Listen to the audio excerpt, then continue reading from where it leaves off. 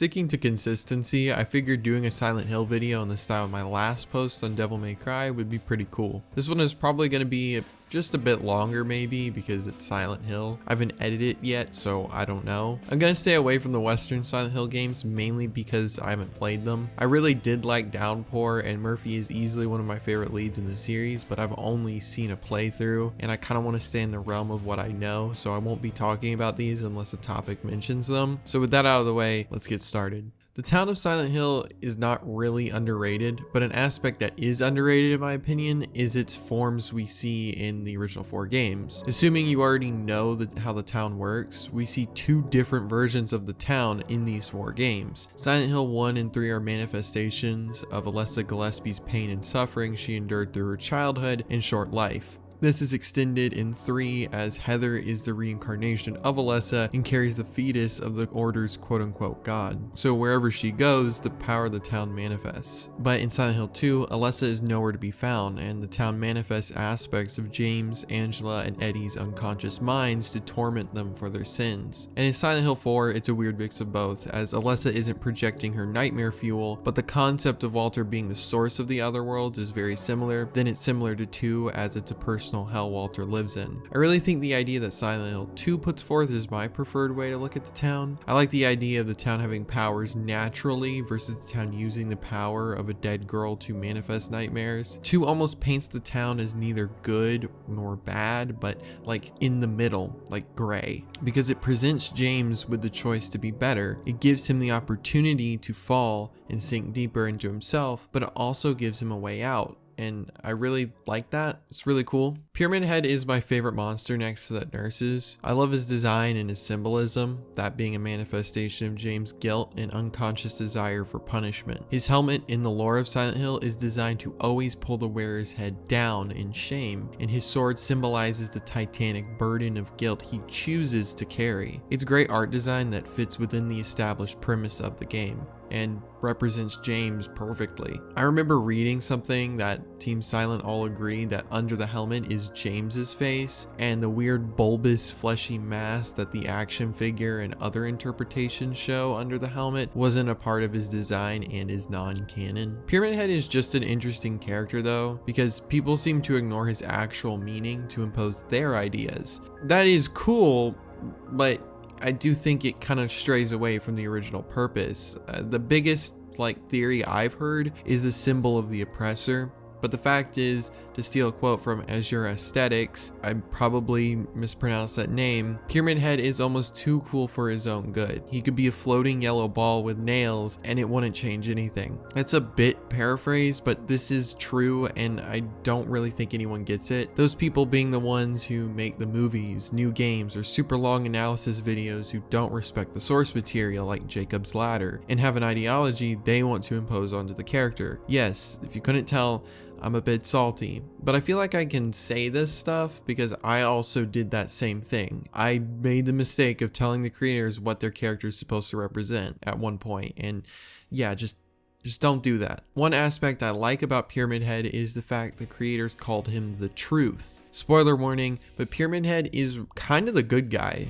When you look at the broader picture of the story, that is. He saves James from temptation time and time again, saves him from monsters, he drains the water in the Blue Creek apartments, and knocks him into a location that furthers his progress through the hospital and by extension the town. And the only time he tried to kill James is when that's what James wants. But as soon as James gains hope, Pyramid Head leaves. Pyramid Head is James, and because of that, he holds James to his promise to find Mary, which is the tape in Lakeview Hotel, that being the truth. An extremely underrated aspect of the Silent Hill series are the novelizations written by Sadamu Yamashita. These are actually really cool books that give a lot of extra depth to the characters. For instance, we learned that Harry Mason wrote a book titled The Criminal's Mask, which analyzes how offenders go unnoticed in communities. Not only is that a true statement in reality, now there's these apps where you can view how many sex offenders live next to you, and It's kind of creepy. It also gives us an explanation why Harry is so paranoid and always carries a piece on him, even though he somehow forgot it in his car. The novel of Silent Hill 2 even gives us a deeper look into James' mind, but more interestingly, Angela and Eddie's as well. I highly suggest reading this one in particular, as it's considered 100% canon and is the most engaging in my opinion. I've listened to it a fair few times, so I highly recommend it. I know there's a Silent Hill 3 novel, but it's not completely translated yet, so I haven't read it. You can read the first and second online through a PDF or listen to them. I'll leave a link in the description to the first and second novels, like the PDF, so enjoy. I love Korn, the band, not the carrot. So, you know, I was ecstatic to find out Jonathan Davis made a song for Silent Hill Downpour. It's really good, so I'll just play a little bit. I don't think it'll get copyright claimed, I don't know. But you should go listen to the full song. Like, it's really good. If you like Korn, you like new metal, I promise you won't regret it. You should go listen to it. Somehow, I want to keep the pace. I want to figure it out. I gotta do it this way. If I don't, everything's lost. Have you ever really noticed the fading shade from the tormenting pain as you realize that no one's ever been there? Keeping to the music side of things, a lot of samples were used to create a lot of iconic tracks in Silent Hill. Like I mentioned in the Devil May Cry video, Pandora's Toolbox was used in Silent Hill, but the sample CD most prominently used was Spectrasonic's Bizarre Guitar. I also love this album cover. It just bleeds 90s, early 2000s, and I love it. Another commonly used sample CD was Spectrasonic's Distorted Reality albums. One of my favorite samples is Lost Horizon.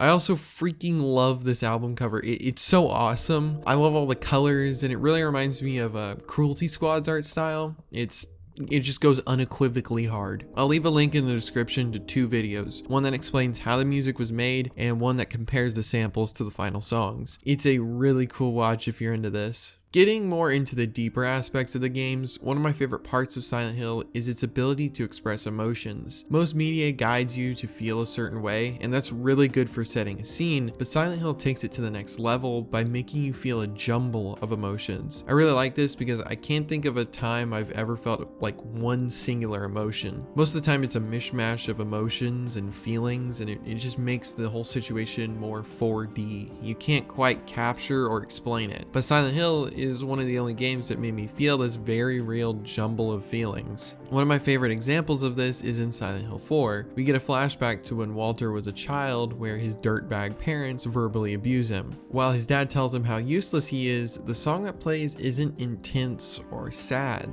it's melancholic. It sounds like a droning headache. Walter had heard all of this before. He gets yelled at quite often. He doesn't know how to feel, but he just knows he wants it to end, and the music expresses that perfectly by making it sound like a droning headache. It's great. Just take a listen.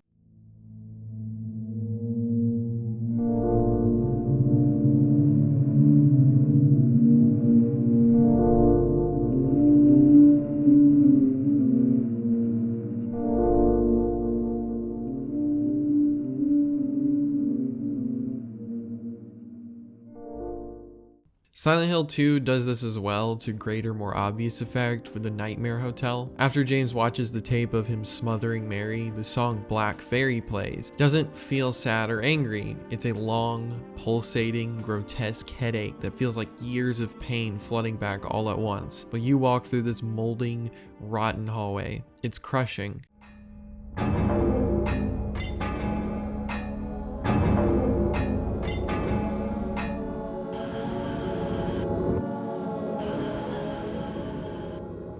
I'm not trying to say no other game has done this. We're just talking about Silent Hill right now, and it's something I really liked about the series. It also complements the atmosphere of Silent Hill 2 and 4, and 1 and 3 don't really have stuff like this to my knowledge, but there's not a knock against them. Silent Hill 1 has some very emotional moments like Lisa Garland's death, and Silent Hill 3 killed Harry. Still don't know why they did that. This man killed a fake god, then got killed by this thing.